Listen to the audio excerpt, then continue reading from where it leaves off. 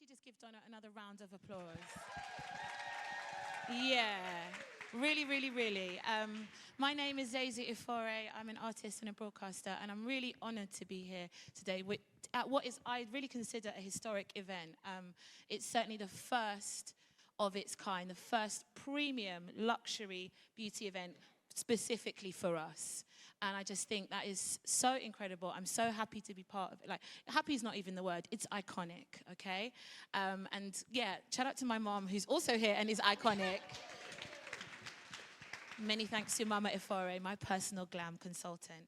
But it is iconic, you know. This is the first time that we've had something of, you know, quality, premium, top tier.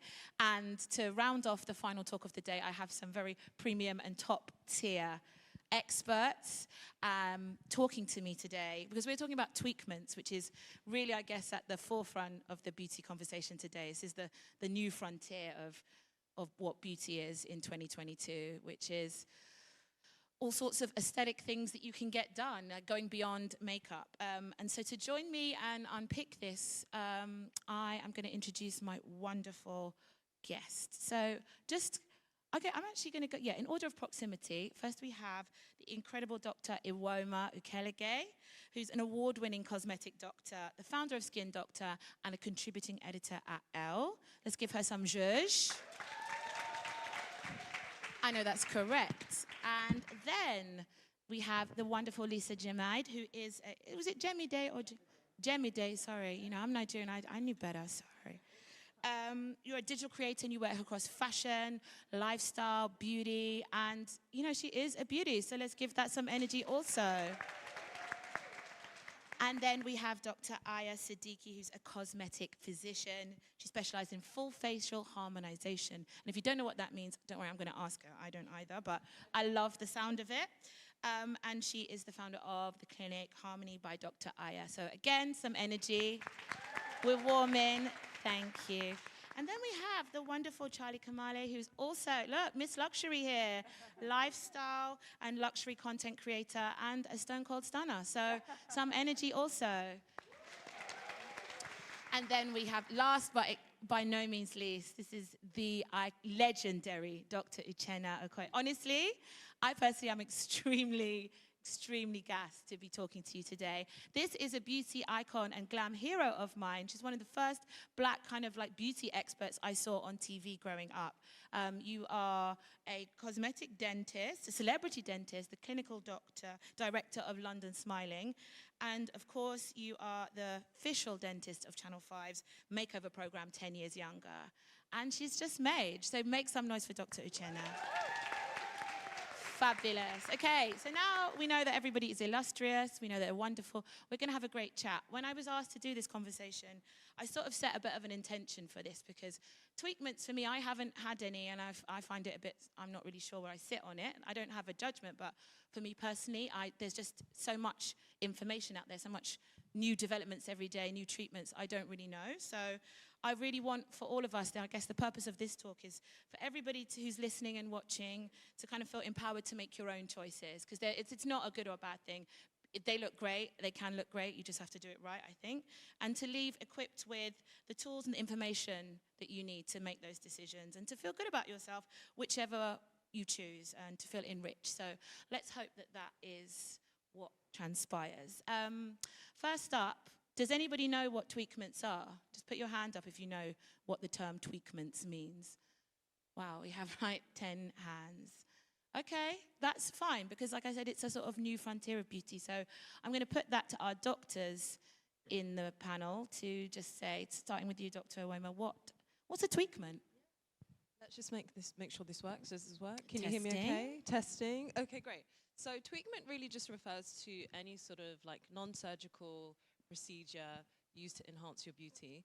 That's what it is in theory. Again, in terms of what I'm seeing online and in real life, it's kind of straying away from that occasionally, but yeah, that's what it is in theory. Dr. Ayah. Sorry. I think for me, it actually encompasses a term of whatever it means for you to look in front of the mirror and think, okay, I look good. I think that's what it means to me, whether that is a surgical treatment, whether that is a skin treatment. It literally is whatever it's going to take for you to stand in front of a mirror and think, okay, you know what, I look amazing. Dr. Uchenna, oh, yeah, doing a bit of sharing today. Yeah, and for me, the same actually, with regards to dentistry, or I like to call it oral beauty. Again, it's whatever you need to do to make you feel good about yourself. So it may actually be as simple as changing a silver filling to a white one, because when you open your mouth, people can see this black filling, right through to needing, if you're going to have veneers or whatever the case may be. So I think anything that doesn't involve surgery, from my perspective, face or teeth as well. Thank you for clearing that up. So I think we all know what a tweakment is. It's many things, non-surgical. And I guess what I want to know, I read an article in 2020, end of 2020. No, I'm joking, it's okay. Make sure your phones are turned off, everybody. But yeah, there was an article written by Fumi Feto, who's an amazing black beauty editor at British Vogue. She wrote it in 2020, asking why injectables were such a taboo for black women. Like, why is it, you know, so why is there a stigma? And I'm just wondering, I'm going to put it to everybody. I think we're in 2022 now. I think the beauty landscape is changing at the speed of light. Do we still feel like it's a bit of a taboo? I would say so, to some degree. I think we've definitely, come leaps and bounds to maybe where we were even 5 years ago. And I think that's through, the rise of, amazing celebrities like Beyonce and whatnot, where, quite clearly we can tell that they've altered their face. No. I thought it was just contour. No, that's what they want you to think. I know. Yeah. Okay, we're coming it's back more to than that. But yeah, I still feel like there's an element of a taboo, and I think that's really come from the fact that for so long, these treatments have purely been targeted towards Caucasian women, and that's just not a theory. You see that when it comes, to marketing materials. You see that same stock image of the woman with the blonde hair, blue eyes, and a syringe by her lips. And I think people, understandably, therefore equate that to this treatment is not for me. But I feel like, again, through celebrities, through amazing clinicians like myself and the esteemed women here we have on the panel, it really helped to, destigmatize some of the taboos around the treatments and, yeah, really popularize them.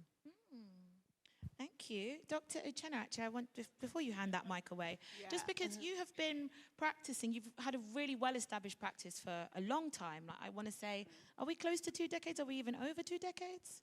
No, there's 2 decades, you mean for me? Yeah, of really practicing. Like. Do you know, it's when people say, I remember you when I was growing up. And I'm like, God, I'm so vintage.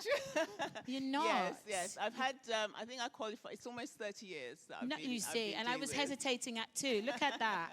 So but I just want to know what changes have you seen over that, 3-decade span in terms of black women getting kind of tweakments or aesthetic, changes? I think it's been quite huge, because when I first started doing 10 years younger, I got into doing fillers and Botox because back in the day, like, I don't know, when was it, about 15 years ago, so the women used to have they had a full facelift, and literally what you wouldn't see is that they're there with a morphine drip, makeup kind of over, because the turnaround was so quick. But the fillers and all that kind of stuff wasn't as recognized. So for me, the lower third of your face is the most anti-aging. So in the States, they do teeth before they do any facial aesthetics. So it kind of supports it. So I'd be planning a smile, then the patient would come back and it would just be like, oh my God, what happened? So that's what got me into, right, I only want to do, nobody should touch the mouth apart from me. But I now see for me growing up, I used to be called rubber lips, because like my lips were so big at school. Whereas now everyone's like, can you make my lips look like yours? They can't put the filler in fast enough. Exactly. So we've come full circle. So number one, so that's great. And as you said, Dr. Ewoma, the education bit. But I just got back from Nigeria, and I am amazed. Like everybody, like they're flying people in from America, from all over to do fillers, Botox, the whole work. So they're very aware of it. So that's the first thing. But then the second thing, which is why I'm so happy we're having this conversation, because there's a lot of fear and a lack of knowledge, and people thinking if women of color have this, you're going to get keloids or things are going to go wrong, etc. So it's really good that we're having this conversation about it now. Thank you. Yes. I think for me personally, as not a doctor but more of a patient, I think what it was for me is I think we've over time put a lot of pressure on black women in terms of like even like simple quotes as black don't crack. So all of a sudden it's we have to age naturally because we're black. And it's like, no, we have Botox too. We're allowed to use that. And for myself, obviously I'm a woman of color. However, when I first came out and I said, you know what, I actually have lip fillers, there was like a disagreement simply because it's like, well, you're black, you should have full lips anyway. And it's like, well, actually I don't, and I never did. So I needed fillers to make me feel a bit more confident in my lips because my lips were thin, okay? For a black girl, as you guys want to say, it was thin. So I think there's this pressure of if you're black, you should tick all these boxes, so you shouldn't need any work done. But like you said, like we have celebrities who are black, and just because we may not see or we may not know, they've had work done, so it's okay for us to also have work done. And then it's linked to what you were saying in the terms of as a black person, when you go to these doctors to get it done, you don't see yourself, meaning you don't see another woman of color doing the treatment, so there's a taboo as to is it even okay? Because if it's primarily Caucasian women doing this and even practicing it, are black women actually okay to go to a Caucasian woman and get it done? So seeing more women of color actually being doctors and filling lips and doing this is definitely helped me, and I think like the younger generation to feel okay to get fillers done. Absolutely. I think that deserves a round of applause. Sorry. I think you're spot on and very brave, because one of the things I wanted to ask you both as, you know, influencers, content creators, people who are visible, and the way that you look, your image is really a huge part of your job. How much pressure do you feel to kind of keep up with these tweakments, kind of trends, these developments? There's new things every day. Does anybody know what threads are? I don't think so. Don't worry, we'll find out. But, you know, there's all these new things coming up. But then also, the second half of that question is also that if you do get something done, do you feel that you have to disclose what it is that you've had done? I feel like, can you guys hear me? Yeah. For me personally, I just feel like you have to be as honest as you can. I get some people kind of want to keep it discreet or to themselves, but that is how you get into society pressuring people to look a certain way. Oh, well, my lips have to look like hers. Like, there was even to a point, like, I was, like, a couple weeks ago, like a month ago, I was thinking, like, oh, maybe I need to get some lip fillers. And I have quite full lips. Like, I do not need lip fillers. So, yeah, I definitely think you need to, especially if you're in the public eye, you have a platform, you're visible, I feel like you definitely need to be as transparent as you can be, just so that the younger girls, people looking up to you, your audience, are not sitting there thinking, well, I have to look like her and I have to do this. And then people are doing all sorts and feeling less about themselves because they don't look a certain way. And we don't look like that even in the morning. Like when you wake up, this is not how I look. So, yeah. I like to be honest with my followings and the people and my audience, simply because, like you said, I don't want to set an unrealistic standard that doesn't exist. Like I said, I was very honest about my lips. I even have my under eyes fills because I don't want girls to think the older you get, your face is gonna stay like that. And it doesn't, and I need help, and I get people naturally grow old gracefully and beautiful. I'm just not one of those girls, okay? And I've accepted that, and I'm okay with it. And it's also more of an educational point of view, because I want black women who follow me to maybe see myself as an example of, oh, okay, so Charlie's had it done, it's safe, it's okay, like it's okay to get it done. But then the thing is with that, once you're open to some degree about the work, then there's also some assumption that you've had more work done than you actually have, and that's where it can kind of get annoying and a bit hurtful, because people, again, they're not as knowledgeable. They assume fillers and Botox is the same thing, and then they group it all together. And then all of a sudden I've had fillers and Botox, where it's like, I've never had Botox before, I'm not there yet. Maybe once I get to 30, I'll start looking at that. But for now, it's only fillers. But I like to use it and use my platform as more of an educational stepping point more than anything. Gosh, thank you so much. Yeah, Dr. Ayah. I just want to jump in and say something, because I think it's really important. The more that content creators, etc., share what they have done, I think what it allows people to do is actually understand what can be achieved by what treatment. Because I think there's a really big misconception on what can be achieved, and also ethnic variation. So what happens is you'll get somebody that comes in and says, okay, so-and-so had something done, I want that done too. And it's about understanding actually, what is your facial features, what is your structure, what's actually happening and what can be achieved on you. But what's happening is they're only seeing, like the general public are only seeing a very select cohort of people that have had treatment done, and therefore they're assuming that that is all that the treatment encompasses. Yeah. And the more people just say, look, I've had X, Y, Z done, it's not even about like literal education, it's more visual education of just, oh, okay, hold on, lip filler looks like this on this person, but it looks like this on this person, and it looks like this, and I think that's really important to understand. Oh my God, absolutely. Yeah, Dr. Ewoma. Yeah, really amazing points that you've raised. And even what I would say, this is something that a lot of people don't, realize and recognize, is that, in clinic, a lot of patients, if not all patients, when they come in and say, I want this sort of treatment, I want this sort of result, possibly might say, I want to look like this sort of person, they don't bring in a picture of Rihanna or any celebrity that you can think of. Actually, they bring in faces like Lisa, like Charlie, and say, I want to look like the Insta girl, which is really, really interesting. In terms of like how trends have kind of shifted. Yeah, super interesting. So again, I think definitely being really open and transparent about the treatments that we're all having is really key in this conversation. Yeah, I think so. Like, just to even know what's possible, it's a really important point that you've both made, because for me, the reason why I'm a bit scared of it is because I don't really understand. And I think I need to obviously, go and scroll through all your posts and do my homework, clearly, and just see, and the before and afters, and know what's possible, what does what where, because we hear this term fillers, and I think, again, a lot of that conversation about aesthetic kind of modifications and tweakments, most of it is Caucasian women in the press. It's Molly May, it's whatever. And again, most of the time we're only hearing about it when it's gone wrong, when she's had too much. I think when it's done really well, you can't really tell it. So for a long time, I really did think Beyonce was just like, wow, that is really great makeup. I really, honestly, I couldn't tell. And even now, I still have to be like, oh, Dr. Ewoma, like, what's this? What's she had done? Like, what's going on here? And there's so much that I think, like you said, that visual education of kind of like almost like a before and after. I've had this here. This is what happens when you put something here. It's what happens when you put something there.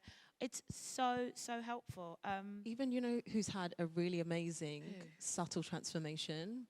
Again, I'm not saying this to name and shame. Oh my God, this I hope is you're going to say purely who I for think. education This is the one that even I purposes. could spot. Janae Aiko. Oh. Look There's some nods very in the audience. closely, guys. Janae Aiko and actually no, let me not say anything. I know there's one that I wanted to say, but in the interest of sisterhood, we won't say because and that's the thing. Some people have a lot done, but they're not kind of honest about it. And there's people that are like, they're in all these editorials, and everyone's like, the amazing bone structure. And I'm like, even I, who doesn't know anything about aesthetic procedures, I'm like, honey, I can see. Ray Charles can see the filler. I can see how many milliliters practically. But where it's not disclosed, it does feel a bit like if you're outing someone if you don't say it. But yeah, I think it's really, really helpful. I wanted to, and that's why I said a round of applause for both of you for being transparent and honest, because it's not easy. And I think, even in my own friendship group, there are people that have been looking suspiciously good for a number of years. And it's only in the past year that one or two have let slip, I'm going to ask you what it is, actually, because they haven't said exactly what it is. They said they're getting hyaluronic acid injections.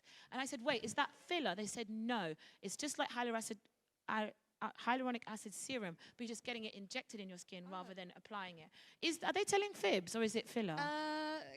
Is it a kind of cheeky filler? It's basically filler. It's a cheeky filler. But they're not entirely wrong. So essentially what it is, all dermal fillers, or the majority of dermal fillers, are made out of hyaluronic acid. So, the same hyaluronic acid that we put on our skin in serums. But what they've managed to do when it comes to filler is that they've managed to manipulate the structure. So then you have almost different molecular weights or different sizes of hyaluronic acid particles, and therefore you get a different result. Bit like gravy. So they've thickened the gravy. It's the same kind of components, but they've made it thicker. So it's doing something different. That's a great analogy, 100%. My So gosh, can I be your intern? Yeah, obviously. Come and help in the clinic. So where you have maybe, a larger hyaluronic acid molecule, that's going to be, great for adding volume, adding contouring, and that's obviously what we associate with the sort of traditional dermal filler. But where you have hyaluronic acid of a lower molecular weight, where it's, you know, a lot more looser, you know, the bonds between them aren't quite there. That's where they're more so injected into the upper surface of the skin, and that's where you get kind of hydration and that sort of skin rejuvenation. Okay, fabulous. Hope that makes sense. That makes perfect. Yeah. Thank you so much, because it was very kind of whispered. Dr. Uchenna. I just wanted to really expand on what you said about people talking about what they've had done, because it literally does my head in. You know, you kind of have celebrities, and, you know, I'm fortunate that I kind of see, and you kind of come in, they're like, oh yes, I just had my teeth whitened. And they've had a full reconstruction. I mean, I had a woman who, her sister came in for whitening because her sister had had whitening, but she'd spent like 40 grand on her teeth. But she was like, she didn't want her sister to know because she didn't want her to judge her on having spent so much money. So I think that's a big UK thing compared to Americans. And I just want to like encourage everybody here, you know, especially if you are on this kind of influence platform. So I just love you guys so much. Say what you've had done, you know, like don't think of it as a name and shame thing. It's kind of view it as an education, and especially for women of color, because there is so little information about it, so that we can kind of, hey sisters, let's encourage one another to do it. Absolutely. Also, what I do want to say is, a lot of you may have not had any treatment done, but if you're thinking about it, I'm telling you, it does immensely for your mental health. Like, it does like great things. The little things that you're insecure about can be fixed by the little bit of filler, and I'm telling you, it will do wonders for your mental health. So I know you shouldn't look at it as things of the outside to make yourself feel good, but I'm telling you, if you look good, you feel good, and you'll do good. And that's me being very honest with you, okay? So don't sit there and suffer. Speak to someone and get it done if need be. Amen to not sitting there and suffering. Can we get an amen to that? Amen. Exactly. And beauty is important. That's why we're all here today. It matters. It makes an impact across the scale, whether it's makeup, how we dress. Our image is important. Come on, doctor. Can I add a very boring caveat, though? You can. I 100% agree, so don't think I don't agree. 100% agree. Definitely, I've seen in clinic how literally Botox filler, such treatments can do wonders for women's confidence, and it's beyond just vanity, honestly. Yeah. But at the same time, I just want to stress, please do not expect us doctors to be able to solve your psychological problems. Ooh. I say that in the most sensitive way. Facts. And it sounds ridiculous, but genuinely, you know, people come to you expecting, you know, to literally receive a whole emotional transplant when it's like, actually, babe, you need a bit of therapy, you know? Like I've had, you know, God bless them, patients DM me from time to time, and they're like, I had a breakup. I want to come in tomorrow and get my lips done. And it's like, no, until you get over that breakup, then we can have a conversation about lip filler. So just, something to be really cognizant about and careful about. Yeah, that's a very important point. One of the things I wanted to ask, I guess, everybody, and you're going to come at it from different perspectives, is that, so, you know, I always see when it comes to like getting treatments or tweakments, it's like, you know, do your due diligence, you got to find the right doctor, like, don't go to like an influencer who's just started injecting last week. Wonderful. But if you actually don't know kind of what you're talking about, if you don't know about this landscape, what would be a sort of cheat sheet checklist? Like, what are the things that we might look for? Like, I saw you're accredited by a number of bodies. Like, what are the things that, if you're looking to get a procedure done, what should people be looking for? I'm just going to jump in here and I don't want to, I'm not slandering anyone, but this is from my own personal experience. We're doing real talk this Sunday, guys. Because I started getting my lip fillers, I think I first started getting it when I was like in my 20, and I'm now 28. The one thing that I have learned through this journey, if you're gonna get lip fillers, Botox, go to a medical professional. And I'm not slandering anyone who's just got a certificate to say they can do fillers. That's not what I'm saying. If you want the best results, please learn from my mistakes and my past. Go to an actual medical grade professional to get the best. And so I know they may be cheaper, the pages on Instagram, I get it, but there's a reason why they are cheaper.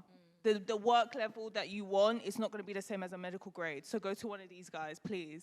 We're clicking for that, yes, exactly. So, and by medical professional, do you mean sort of like medical doctor, really? Is that what we're talking? And for the 3 medical doctors on the panel, yeah, what are the kind of things that someone might look out for? Like any bodies to say, okay, cool, they've ticked that, you know? What do we look out for? Yeah, a couple of things really. So definitely, you know, starting with making sure that they are medical professionals. So something like, you know, a dentist, doctor, nurse. All of us are registered, you know, with our relevant bodies. I'm registered with the General Medical Council. And why I really stress people to go to, you know, medical professionals is because, and I probably shouldn't say this, but if this gives you any comfort, we actually have something to lose. So even if we don't like you as a patient, although we'd never say that, and we love everyone, of course. Dry humor, guys, dry humor, guys. Even if we don't like you, we're going to do our best. We're going to make sure we're safe. We're going to make sure we cross the T's, dot the I's. Why? Because apart from wanting to do an amazing job, we want to protect our reputation and the hard work. Struck off. Absolutely. 7 years down the drain. Absolutely. But if you're going to someone who's a lash girl, God bless her, she's got nothing to lose. She's just going to run away into the darkness, and that'll be that, right? Absolutely. There's no one to hold those influencers or people to account. Yeah, no accountability. So Big that's facts. the first important thing. Second of all, I would say, especially pertaining to, you know, if you're a woman of color, looking at these treatments, really getting an idea of, you know, does the doctor or medical professional actually treat people of color? Is there proof? Where's receipts? And also with that, when you interview them or ask them questions, and again, don't be afraid to ask questions, do they have a very clear understanding of the sort of ethnic nuances, you know, when injecting? So an example of this would be, how do I think of an example? Example of this would be, okay, when it comes to lip filler, say maybe with my Caucasian patients, I'm not going to do more than 0.8 because I know more than 0.8 mil is going to look crazy, say. But maybe with my black patients, you know what? They can probably get away with a mil and a bit. A cheeky Why? mill in a bit. How much could I get away with? You're perfect as the way you are. People pay to get lips like you. You're perfect the way you are. Your invoice is being processed tomorrow. Thank you. You know, so that's a very like rudimentary example, but there really are kind of ethnic nuances to be aware of. Because if you kind of just put the same copy-paste approach on every single ethnicity of face, it's going to look very wrong. And then third of all, of course, reviews. Nothing like a good review, Google reviews, getting recommendations from your friends and family. So yeah, those are all the things that I would say you should look out for. That's a very strong checklist. Any more, Dr. Ayah? I'm going to come at this add? from a completely different angle. So I teach aesthetics as well. And I think for me, as a patient, the first thing I would look at is, of course, I would hope it would just go by normal that this person is registered and they're a medical professional.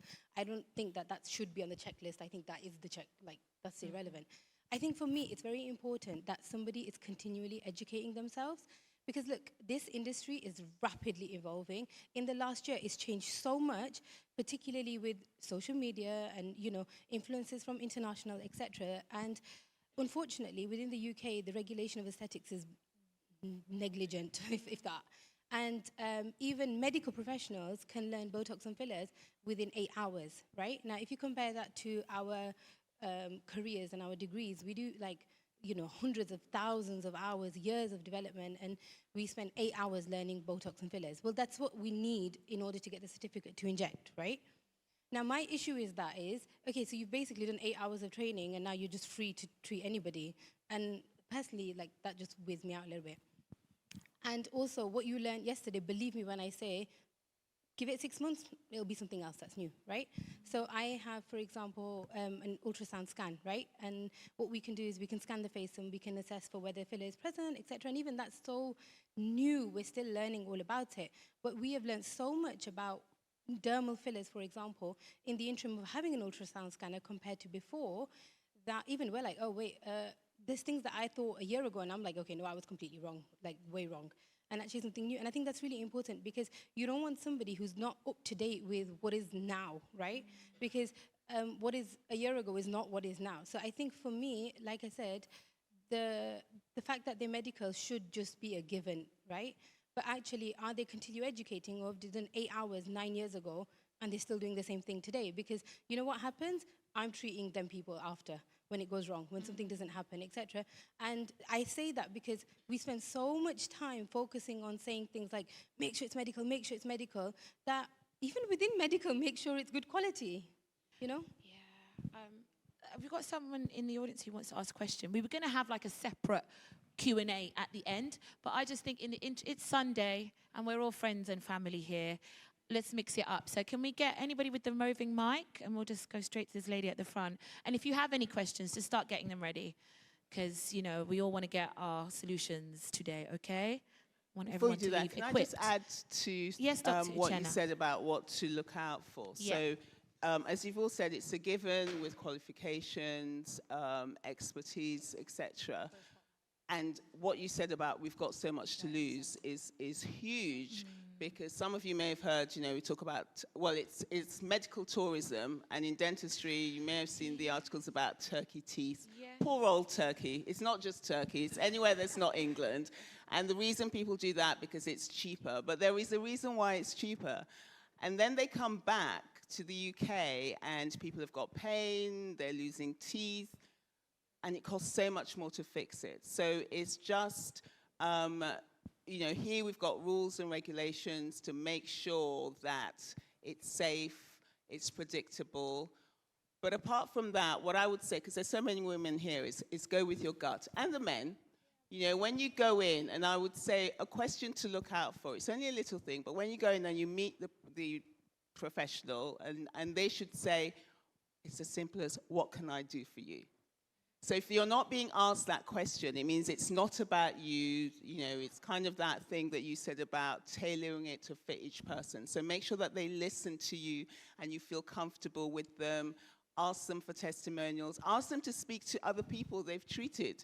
Anybody who's proud of their work will have a whole host of people to talk to you. So that's just a little thing to add there. That is such a good point. Thank you for that. That's so true, because I think all these things of kind of looking up like people's accreditations and stuff, like you said, it's quite hard to it's changing all the time. So even for me to know what to know if they've up to speed with it, that's a lot. But I think your gut is, you know, your best friend really in many circumstances in life. And I'm glad to hear that this is no different. That, like, how does your interaction feel? Do you feel like they're listening to you? And we have a question at the front, so I'm going to throw it to you. Hi, this is a question for Dr. Do you want to Siddiqi. say your name as well? Oh, Alison. Hello, Alison. Donna's aunt. Big up. Okay. I just wanted to know, if you're a potential customer, how can you check that the person has updated on all the newest? How do you go about doing that? It might sound like a dumb question, but... No, it's not. No questions too Great dumb. question. So that's how, you know, you're doing your homework, you're doing your due diligence. How do you actually verify that this person has got the qualification they say they have, or that they are up to speed? I don't think so. Sorry, I think I need to clarify what I was trying to say. I don't think you guys have the ability to know what each certificate means. It's not about that. What I mean is, are they proud?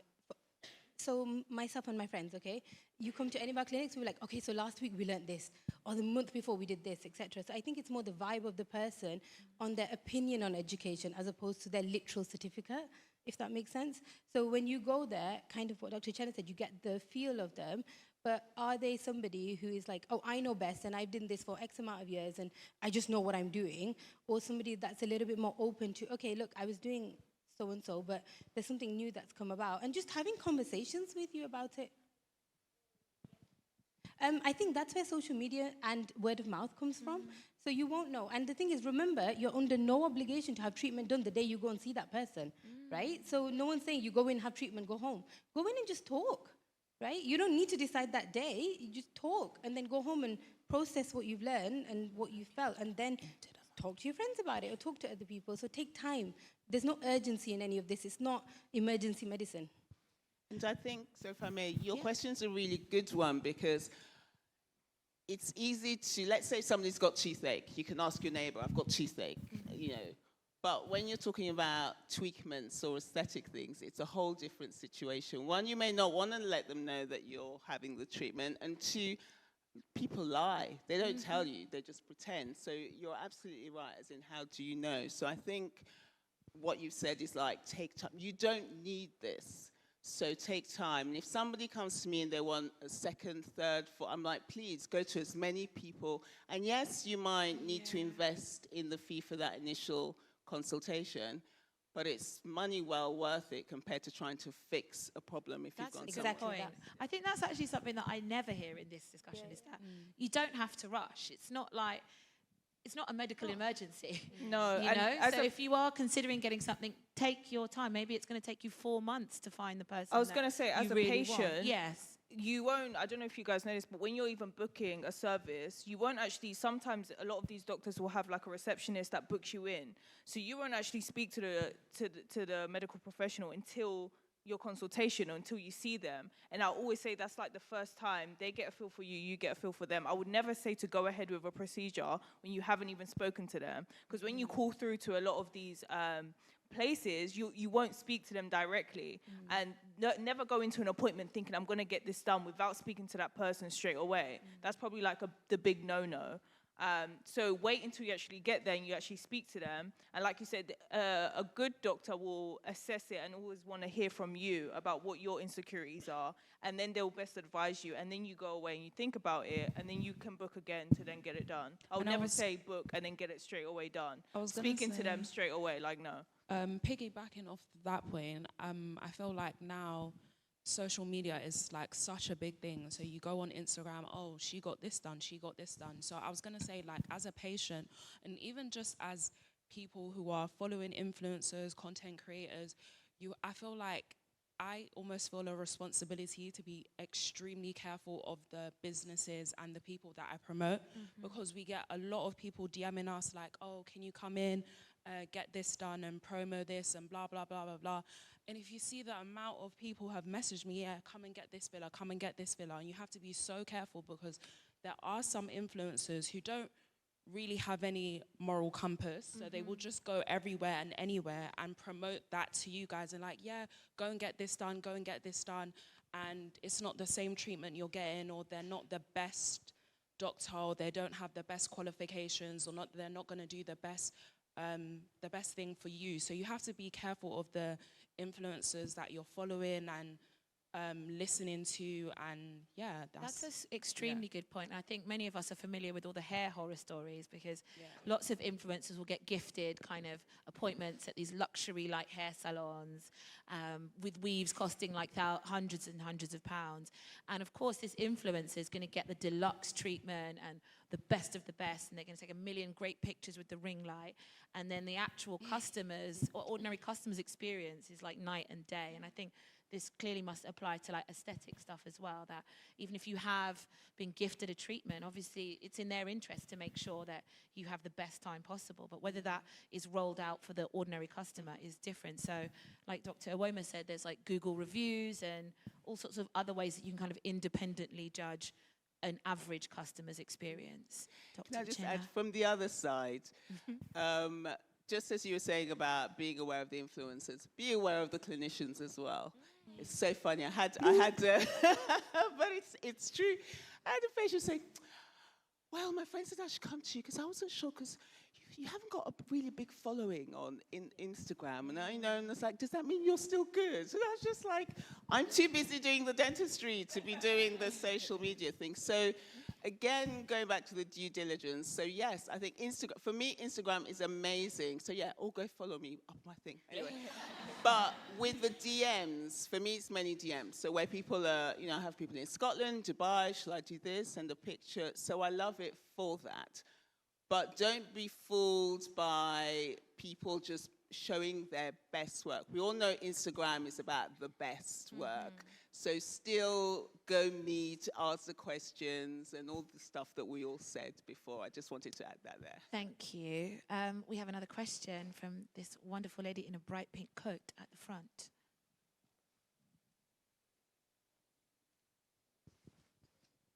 Thank you. My name's Deborah. I just wanted a bit more clarity in regards to the inclusivity of the treatment industry. So we've got representation on the stage from the end user's point of view, but also, clinician. But what about those early stages when it comes to actually the development and the conceptualization of these treatments? where are we represented at that stage? Because I think you have the Caucasians who can have assurance that they're represented across the whole gamut of that product. But actually, if we're just end users and consumers, how can we be assured of the quality of it? That is an amazing question, really and truly. Yeah, let's have a round of applause for that question. Because it's very true. Like, who is designing and creating these treatments and these innovations? Dr. Ewoma, I'm putting over to you. Wow, as I said, great question, but I would actually say my guess is probably as good as yours, which is probably a really shocking thing to say. Whilst, again, you know, we do have great representation on stage, I would still say, in terms of the industry as a whole, it's shocking, and we're like decades behind.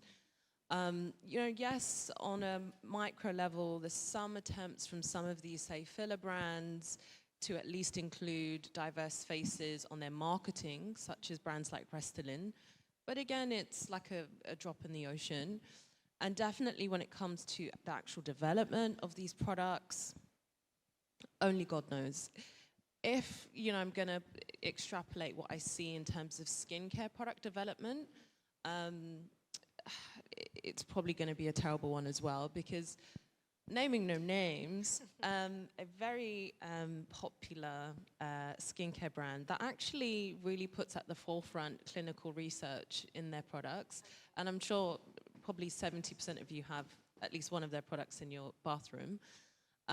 You know, they wanted me to promote a new product on their social media, or on my social media, and with all of these things, I always make sure to kind of find out, you know, please can you send over the research and any clinical papers that you've done on this product. And then when they sent me the research of how many people, you know, that they've tested this on, first of all, it was about 50. Again, I would expect, though, with, you know, cosmetic products for it to be a lot more.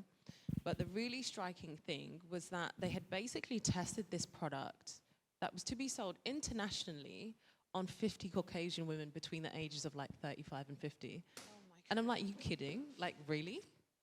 So I think that's a real point, and I think, you know, it's a real disservice that we're doing to you know, to ethnic consumers, because yes, we are all human, but there are, again, real ethnic variations on how, you know, the body can metabolize things, and we may be missing out on really key important things. So what we're really saying is that we need you guys in the lab when you've quite finished. I was literally just going to jump in on what you just said. Yeah. I think while we are relatively end users, even as clinicians, I think that we do still hold an element of power, because, for example, as a clinic, you are going to purchase your fillers, your Botox, wherever you're going to purchase it from, right? And you can then, as a clinician, feed back and push more for inclusivity. So, for example, say I was doing a filler, so like I work with a filler brand, for example, I'm going to their lab, I'm going to look at it, we've already organized all of that, because I'm always constantly saying to them, okay, but I use it on my patients and this is what happens. So I think we do have some power. I think we get consumed and overwhelmed with the fact that it's not as inclusive at the top, but the only way to get to the top is step by step, right? So if you change something at this level, then slowly it will filter to the top. Like, it's nearly impossible to go right to the top and say, okay, I'm going to change it. That's really difficult to do. But as an end user, we have still got the power in terms of, for example, you know, if you guys quit buying X product, if every single person, that skin of color, quit buying one product, that's a whole lot of power, right? So you still have a lot of power in your hands in how you use it. So I think that falls on us as clinicians to ensure that we are feeding it back and we are tailoring our clinics to include us. That's, yeah, a great point, actually, that we all kind of have agency, that we can kind of ask of these companies that are marketing to us and talking to us, who's formulating my products or who's formulating this filler or whatever, and push that back on them and say, can you send us a picture of your lab? Just like they sort of do in magazines nowadays, that, you know, you want to see what does your editorial team look like, and magazines that where it's just a sea of white with that one, you know, God bless her heart, little intern there, you know, that doesn't cut it anymore. Now they know up front that what they're thinking when they're hiring, what is that end of year picture going to look like? Are we going to get dragged for it or not? And maybe we have to turn those tables on the beauty industry. What I did want to ask, because there are so many treatments, there's another thing that I'd heard of, maybe you can help me. Thread lifts. I've heard of this thread lifts thing. It sounds Painful. Thank you, Charlie. It sounds painful. Please, Dr. Ewoma, can you tell me what it is? And who's getting it? Do ordinary people get thread lifts? Well, or just Madonna? And like, don't say. Well, look at Madonna. I don't know if you guys have been seeing her recent TikToks. God bless her. But yeah, so when it comes to PDO threads, essentially a really easy way of looking at it is that it's a non-surgical version of a facelift. Oh, non-surgical? Yes. Like, you hear the word threads, I'm thinking Yes. they're like, you know, I don't know. Yes. Yeah, so it's a non-surgical version of a facelift, and they're kind of little threads or sutures, literally made out of the same material that they use for sutures. Okay. And they're embedded deep into the planes of the face. And they're predominantly used to sort of anchor and lift tissue, hence how you get that sort of lifting effect. Snatched. To be really detailed, if anyone's interested, such threads do contain sort of barbs on them. So when you, oh God, your face, making me laugh. So imagine a thread, and then there's kind of like little micro spikes coming out of those threads, and that's how the threads are actually able to adhere to the tissue, and then hence get that lifting effect. But then also you have a lot more kind of low-key threads, where they're smooth, you know, a lot less uncomfortable, and they're just sort of placed more superficially, and they can be used to rejuvenate the skin and texture and pores and things like that. And in terms of like black skin or, you know, Asian skin, women of colour skin, is there anything that like we should look out for if we were considering this treatment? Might we get, you know, like you said, keloids is something to consider for certain types of surgery or incisions. I know this is non-surgical, but is there anything that we might have to be wary of, that we might have an adverse effect or just take particular care with?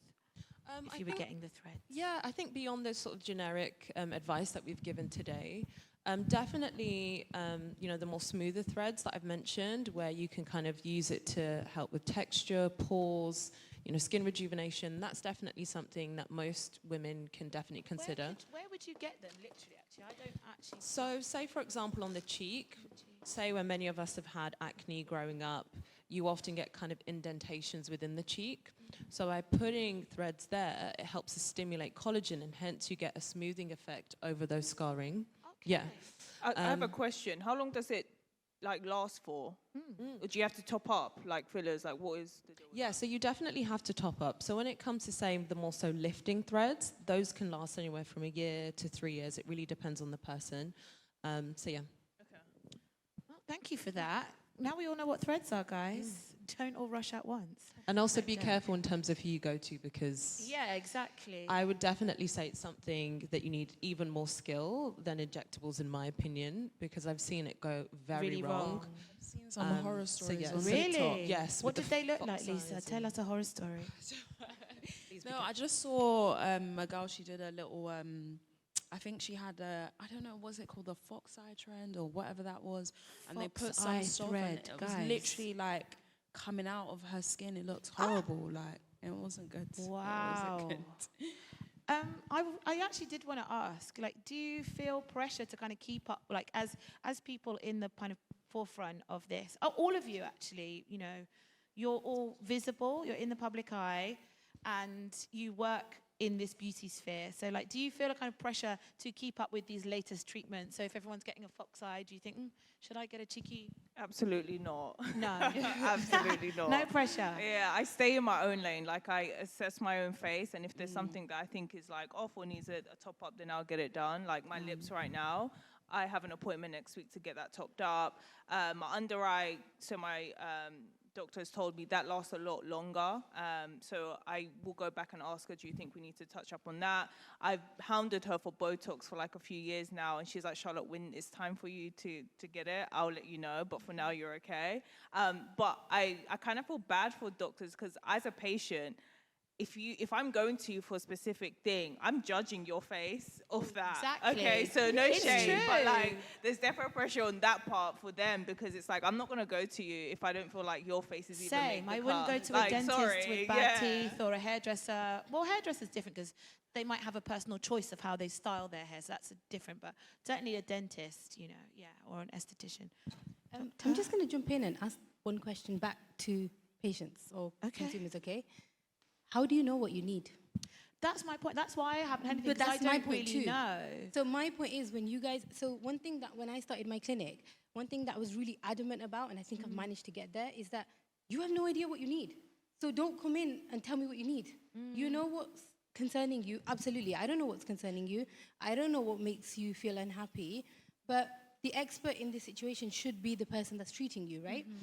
And so, for example, let's say thread lifts as an example, okay? Now, the conversation should be that you kind of have an awareness of threads. Absolutely, I get that point.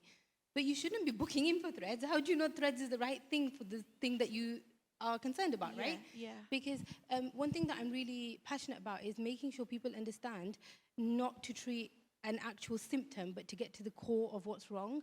It's kind of like, you know, if you have a fever, you don't, yes, I get that you take paracetamol, but you need to work out, why did you get the fever in the first place, okay? So it's the same thing with, for example, fillers, right? Let's say somebody's having lip fillers or chin fillers, etc., or whatever. Well, what is it that bothers you, and is that the right thing to have for the thing that bothers you? You don't know the answer to that.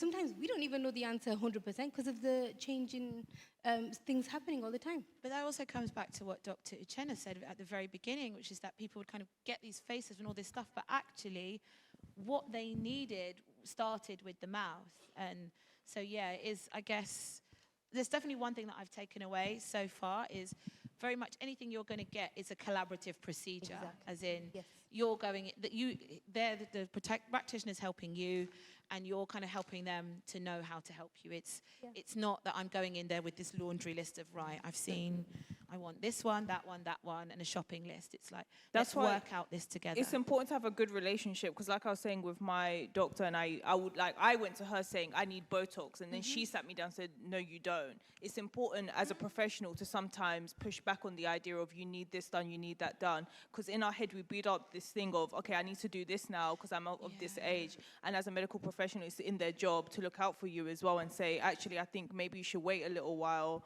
before you actually get that done, or I think this might be best. So that's why I think building a rapport and not jumping from doctor to doctor, I will probably say is probably your best thing here. Build a relationship with one where they understand your face, your facial features, how you even operate and how you feel about certain things. When you have that rapport, it's a lot easier to like build a package. And a lot of these doctors are nice, but some of them are just money grabbing. So they'll carry out a procedure just because they want to get paid at the end of the day. So make sure you build a rapport with, you know, one doctor that you're happy with. And then over time, you know, you have a nice face.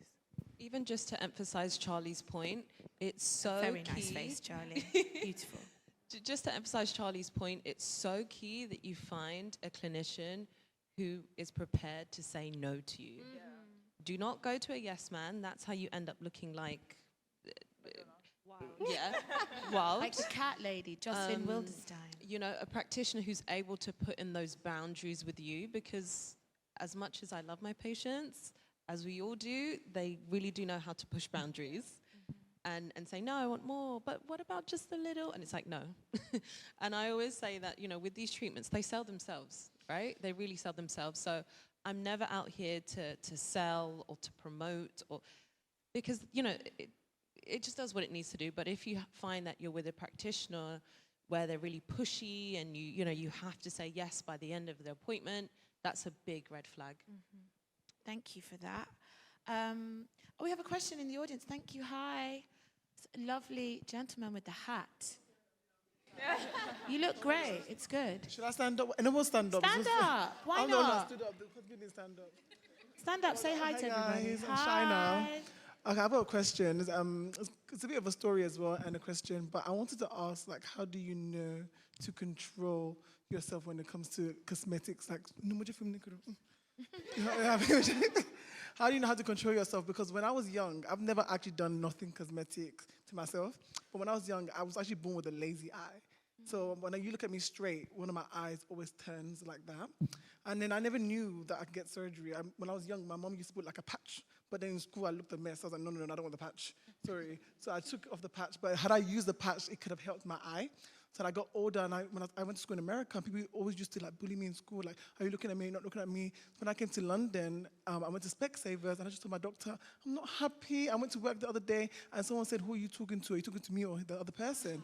And then I just didn't like that. So, and I am such a confident person, and I like to talk and everything like that. So I realized that I was actually being affected by the way I can communicate. So he said to me, you are the perfect person to go on NHS. They can do a surgery for me.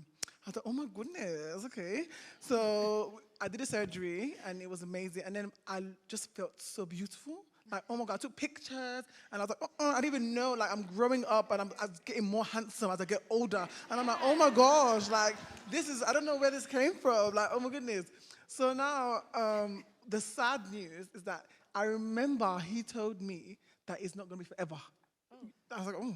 But then it's like, I never went to appointments. I'm living my life. I'm like, oh, my new eye. And now I'm 28, and I look in the mirror, and I'm like, what's happening? And I'm just like, is it just me? Like, is it just, I don't know. And I just feel like it's coming back. And I'm like, obviously, you can't do the surgery again. You can only do it one time. But then I used to tell myself that even if I could do it again, I've lived so much years. I'm so used to this that I don't know if I would do it again or not, because I've accepted, through the process of me living life, I've accepted everything that comes with me. So it's like, even if I had the same issue, that's just what it's going to be. I'm going to live my life, and people have been attracted to me not by my exterior, but by who I am as a person. All my friends don't care about the way I look. They say, oh, you're beautiful today in your hair. But they love being around me for the way that I make them feel. That will never change. That's right. So I was like, you know what? I can't go through that pain. Like, hey, this is what my eye wants to do what it wants to do. Let it do what it wants to do. As long as I know that I can talk to my people, live my life, I have a boyfriend, you know, men want me still, even my boyfriend's struggling with that. So, like, yeah, so I don't know, like, how do you control yourself? Because, like, you go on Instagram, it's the Instagram, you know, you scroll, he's hot, I'm not. Instagram. Do you know what I mean? She's gonna be hot, she'll be hot tomorrow. Like, how do you control yourself? So obviously, we work in this industry of beauty where we have to look good. Do you know, if we don't look good, we don't get the jobs. Do you know what I mean? So how do you control yourself? That's my question. What's your name? Damilola is my name. Damilola. Yeah, can the microphone person? The microphone. Let's talk about energy. You are fantastic. Thank you for that, and that's a great question. Where do you draw the line? I feel like piggybacking off the doctor's comment, some people just need therapy, like that's just it. But I feel like controlling yourself, like having a good support system, having people around you, my best friend over there, Peace, like every single time like I want something done, or I'm thinking, oh, I want to change this, I want to do this, I always go to her. So having people around you to really support you and tell you like, no, you don't need this. But also sometimes just get off Instagram. I know it's really hard, and I feel like, especially for content creators and influencers, it's even hard because our jobs are literally on, it's my job to be on Instagram and be on stories 24/7. So sometimes there was a point where I was like, do I need a BBL? Do I need this? Do I need this? Do I need this? It's really hard, especially with the way like everything is so accessible nowadays. But you really just having a good support system, just grounding yourself, looking at yourself in the mirror like, yeah, I am beautiful, I don't need this, I don't need that, or maybe I do need a little bit of that, but outside of that, I'm still beautiful. So really just trying to control the amount of time you spend on the internet and what type of content you're taking in. And sometimes it's just removing something off of your For You page. Like, I don't want to look at that anymore. Not today, no, thank you. That is a fantastic point. Yeah. I mean, for me, I make a point of not using the filters. Like, there's so many cute filters my friends use, with like little like bunnies and like hearts and kawaii stuff, all the stuff that I like. But those filters always do like make your face. There's that kind of weird Instagram filter face, which is quite fab, but you know, it's dangerous to me anyway. Like, it makes your nose smaller, your lips bigger like this, and like just does everything. And I just make a point not to even use it at all, only because I remember when they first came out, when even on Snapchat, you know, within a few months, I was like, maybe I'll get a cheeky nose job, you know, like, could be a bit spicy, could be nice. And I have never, ever, ever, ever in my entire life, like I'm an adult in my 30s, I have never had a problem with my nose my entire life. And suddenly, a bit of using those filters, I was like, oh, could be cute though, like if you just snatch it down a bit, do that. And I thought, this is really dangerous. Like, imagine if you had an underlying insecurity about something. It's just it just slowly drip feeds. So for me, I just make a point of not. And it's a shame because there are so many cute filters and so many kawaii things I'm missing out on, but I just have to do no thanks. Dr. Ewoma and just Dr. jump in and Ayah. just say one thing. Number one, forget me giving you injection. I need your vibe. I need your energy. Please give me some of that because it's bloody brilliant, honestly. There was actually a study done. The reason I wanted to jump in here in that it's in psychology and sociology. And what happened was they realized following the study that our use of social media is actually the new age version of self-harm. So we deliberately self-harm ourselves with the content that we consume. That was done as an actual experiment. So what was happening was where, previously people may have self-harmed by cutting or whatever it is that they were doing, what they're now doing is they are consuming content deliberately to make them feel bad. And it was basically saying how, kind of echoing off the back of these guys, it's about choosing who you follow, what content you consume. So if remember everything you do is a choice, right? Like every single thing that you do is a choice. So if you feel like you're falling into that trap of, okay, I'm being affected, then think about who is it that's making you fall into that trap and get them out of your circle. And that's a circle virtually and physically, right? So remember that's a choice and step back and remember this study, that is literally a form of self-harm. We've identified that that's what it is. That's a great point. Doctor, have you got something? Yeah, I think it's really a twofold approach in terms of, what you said in terms of, how do I control myself? Yes, fundamentally, it's your responsibility, but also we need to remember that this is why we're here as clinicians as well, to almost safeguard you against yourself. So that's one point I wanted to make. But fundamentally, kind of turning inwards, there's a couple things that you really need to consider. So first of all, if you are interested in these enhancements, I always sort of stress to people to, if anything, aim for an enhanced version of yourself. Do not aim for perfection because no one is perfect. So that's the first thing. Second of all, a lot of, the it girls, it boys that we consume online, yes, they're gorgeous, but a lot of them have had work done. Even me, I'll hold my hand up high, like people And me. Yeah, like people that follow me online know that I'll talk to anybody that will listen about the work I've had done on my face.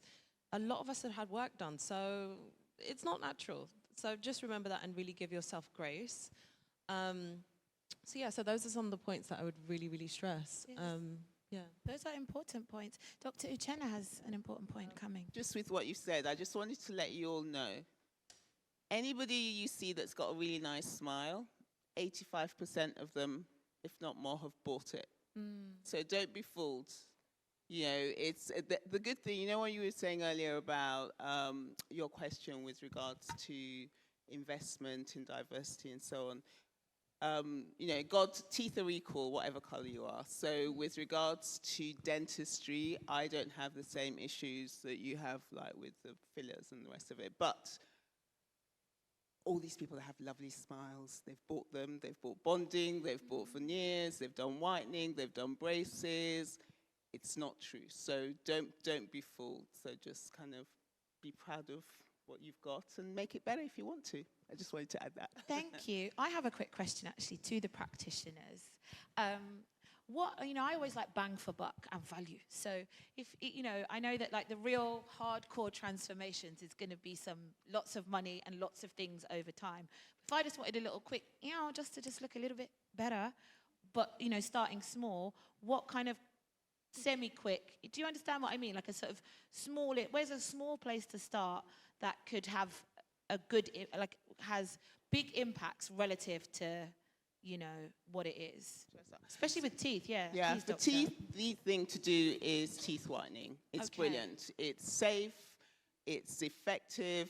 The whites of your eyes, if you want to know if whitening is going to work for you, if you look at the color of the whites of your eyes compared to your teeth, the bigger the difference, the more effective whitening is going to be, because the whites of your eyes don't change from when you're a baby, and you can't get younger than a baby. So it kind of like, if you're looking at kind of We've tried.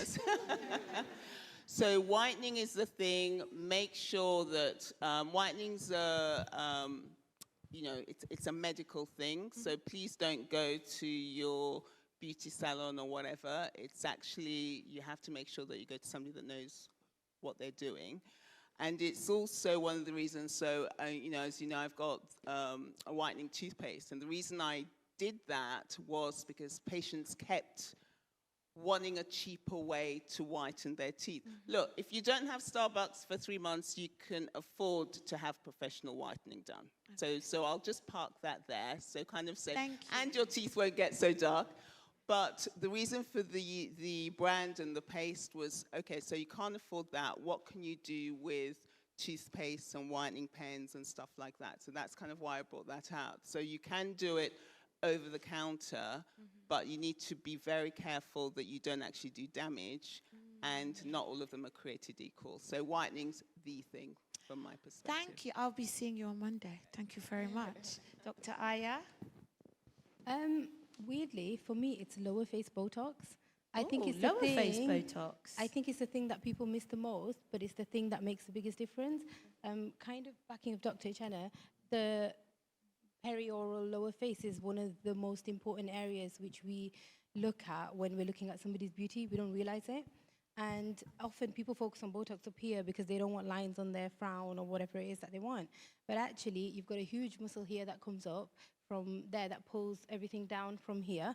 You have 2 muscles on the corners of your mouth that pull your mouth down like that. And then you have a really big chewing muscle across here. So on both sides, obviously. Now, when you do these artfully, because it's actually one of the most complex things to do because of the way that the muscles are intertwined, it makes, in my opinion, one of the biggest differences. Because, okay, so resting B-face usually is people with these muscles pulled really strong. So if you relax these muscles, they have an opposing muscle that pulls up. It gives you a more happier face. Also, the biggest thing people complain about, older, jowls, right? Like that's what everybody complains about. But the pull of this muscle contributes to jowling. So if you just relax the muscle that's pulling as hard, it would look less jowly. So everyone focuses on prevention up here. Yeah. This is way better. I didn't know the that. I've never heard of this that in my is life. incredible. Bang for buck. Thank you very much, Dr. Ayah. This is what we like. Come on, Dr. Ewoma, bring it home. This is so hard. No, it's not. I get high off my own supply too, so it's quite hard. Oh, it's true. There's so many things that you like. Yeah. Okay, maybe if we stick with the theme of lower face, maybe. Yeah, okay, yeah, lower face. Yeah, because we don't pay much attention there. I don't. Chin filler. Again. Chin filler changed my life. Right? Me too, babe. Me too. Of course, you know, go to your clinician, make sure that chin filler is suitable for your face because it's not suitable for everyone. Some of you are blessed with beautiful, prominent chins. Some of us aren't. But definitely what I found with, you know, particularly say my patients from an Afro-Caribbean background, naturally, and I'm generalizing, naturally we're not born with very prominent, full chins. It's just generally not within our sort of ethnic makeup when it comes to our faces. And by just adding a little bit of fill in the chin just really does wonders. One, it just really harmonizes the whole face and keeps it in proportion. You know, a lot of us are worried about sort of double chins, you know, lack of definition along the jawline. But if you just get a bit of chin filler, it can really help to resolve all of those things. And it just makes you look snug. Okay. Thanks, Doctor. Yeah. Lisa, you said you had it and it changed your life. Like, just talk to me, like, what made you, how did you even know about it? I didn't know chin filler was a thing. So I actually had a lady reach out to me, and I'd thought about it before, but I'd always had an issue with the bottom of my face because I have a quite round face. I've got my mum's face. I have a quite round face, and I just wanted, like the doctor said, I just want to look snatched. So she suggested, she said that I just needed like 0.5, just a little bit. And I only had this done like 4 weeks ago, like a month ago. And literally when I see pictures like from before and after, I'm like, who is that? Like, I'm not going back there, love. I'm not going back there. But yeah, just a minor difference, but it's so good. It looks fantastic. That's why I asked. And it's thank you for saying 0.5, because I think even having these like amounts in your head just gives you a gauge of like where to aim for. Because I think, again, when I think of fillers, I think I only know of it on the extreme when someone just looks crazy. And actually, these little subtle, it's like, oh, she just looks great. Just a 0.5. This is good to know. Yeah, you look fantastic. So thank you for that. We have a question at the front. Can we get the mic over here? Got 20 minutes left, guys. So if you've got any questions, get them ready. And thank you for being with us on this Sunday afternoon. Question. Thank you so much. Great panel. You shared earlier on the pitfalls of cosmetic tourism. I thought it would be useful to maybe share why it's so much more expensive in the UK, given that cost and accessibility is one of the biggest drivers. So it might be useful for you to share some insight into what we're paying for as patients for procedures in the UK. Thank you. The case for not going to Turkey, basically. It did. But yeah, like, why is it so much more expensive over here? And is that it? Just why is it so much more expensive? And but why is it also value for money? Why is it worth investing in doing it here? Okay, I can start off. Because we are so highly regulated, number one. So with regards to the amount of, you talked about continuing education. You know, so there's a basic line of continuing education you have to have in the UK. If anything goes wrong, the quality of the education. And it's interesting when we talk about Turkey, because I've got colleagues in Turkey that are like really cross, because for some of them, don't get me wrong, there are great dentists everywhere and there are rubbish clinicians everywhere. So some of the ones that I would go to that are of a similar standard, I can't even afford, and they are still in Turkey, hence which is why this whole Turkey tea thing makes them really, really cross. And so you do get what you pay for, you know, and when people kind of come to me and they say, you know, why should I pay so much for you? I do laugh, because I kind of say, well, because if anything goes wrong, I can fix it. That is actually what it's about. The equipment's expensive, materials expensive, but it's about safety. That would be my answer. I don't know about everybody else. I'm not sure how much more I can add to that, because I would literally just echo what she just said. Yeah. Because it's a safety, that is all it is. And frequently, so I'm also a dentist by background. I don't practice dentistry anymore, but I used to, and it was literally, it's just the case of, when something goes wrong, who's going to help you? That's literally what you're paying for. And of course, everything else comes on the back of it, but generally that's it. Now, if you were a Turkish resident and you were there, if it is Turkey that you're talking about, I'm sure even the people who we consider cheap over there are on some form of benchmark as well, right? So like, as a Turkish resident, I don't know whether the person I'm thinking is cheap is actually super expensive over there. So what you're doing is you're comparing an unknown to a known, but you don't know the person you're going to. Are they cheap, expensive, not cheap for them? Does that make sense? Yeah, I think it's fair. To me, when you said that, I just thought of why. It's the reason I buy appliances from John Lewis, because I know that if there's any problem, if I sneeze on it, they'll take it back. They're not going to start fighting with me about, I just say, eh. And they say, sorry, madam, can I just? And they even throw in gesture of goodwill. So I think it is about, you get what you pay for. And I would say, though, because I don't really know the ballpark of how much stuff costs, these treatments, even over here, because I haven't had it done yet. But I guess, like anything, if I was going to buy anything, whether it's a car or some 0.5 down here, I guess I would go and look at 3 places and do an average to get a sense of what's the kind of norm for this. And then I know this person is a bump, or is it not a bump? Is it because I get, you know, a towel afterwards and a chocolate or something? We have a question at the back and at the front, and here we've got loads, so be ready to run, Mr. Man with the mic, because we haven't got loads of time. Hi. Hi. Hi, I'm Naomi. Hi, Naomi. I suppose just following on from that, though, I think it's important to highlight, as black women, I think there's often inequity. So I think it was an important point that was raised, because you may not be sort of as visually represented within this industry, I feel like we have to pay more to get that quality, and then it makes it less accessible. So then actually I think earlier on you were talking about sort of who your clients, people are seeing. Actually it's kind of like those upper middle classes or influencers or other people, and then it actually makes it more difficult then for sort of the average person with average spending power to be able to do something. And even, for example, I've always wanted to have it done. I had a breast lift, for example, during lockdown. And so I decided to spend a lot more on that, because I wanted somebody that had that range of people that they saw and some more representative images that I was able to get. But then even within that sphere, it meant something, I don't know, we have sickle cell anemia, so I had the thalassemia trait, which is like there's no medical implications. It's very common within sort of the African Caribbean community. And even I, when looking at my blood results, was able to say, actually, the reason why it's this is because of X, and I've known that since I was a child. But that really heightened the surgeon, for example. He was really worried. He's like, oh, well, actually, no. And almost, I nearly had to have my whole surgery date cancelled, had to go and pay for private blood tests to be expedited just to tell me the same information, which is actually very commonly known and held within our community.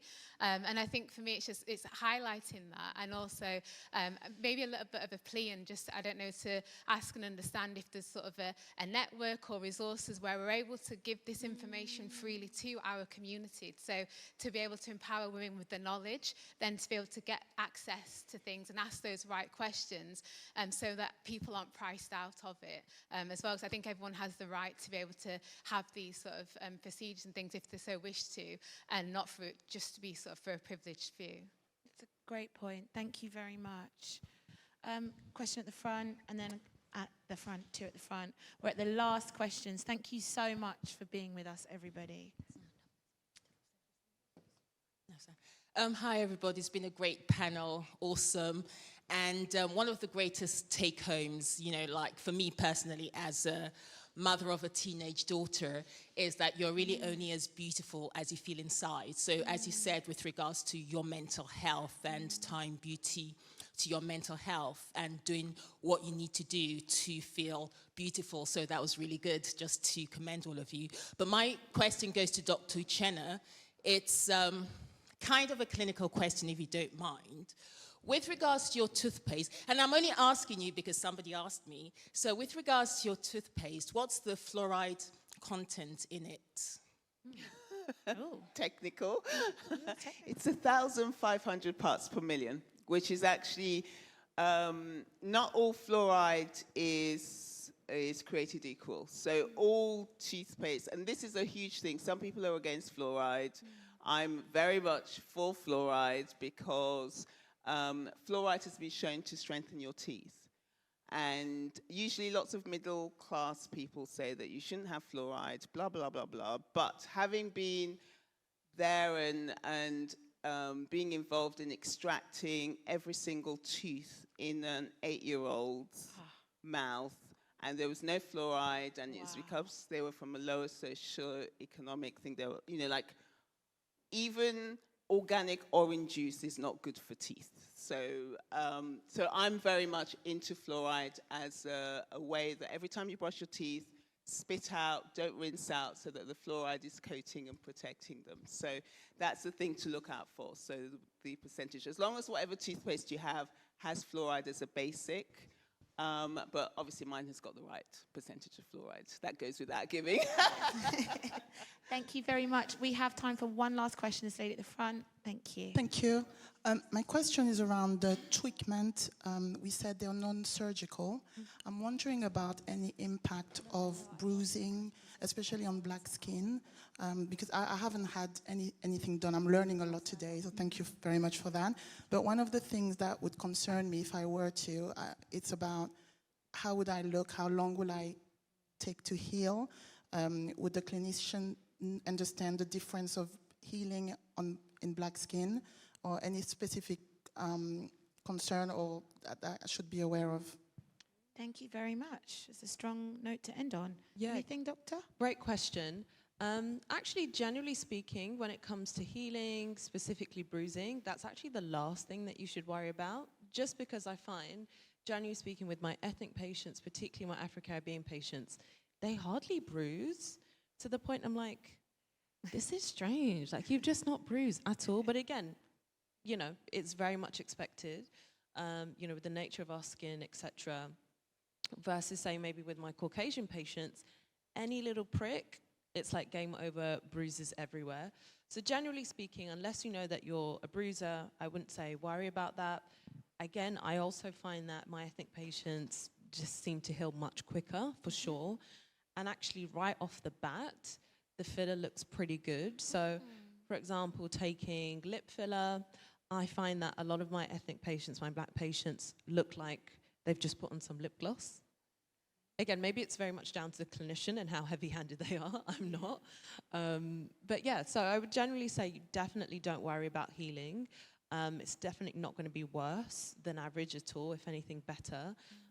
With regards to your question about, will the clinician be aware of, what healing's going to be like for you? Again, this is the importance of going to a clinician who's well-versed with ethnic skin, because it's not the status quo for an average clinician to know the details on that, to be honest with you.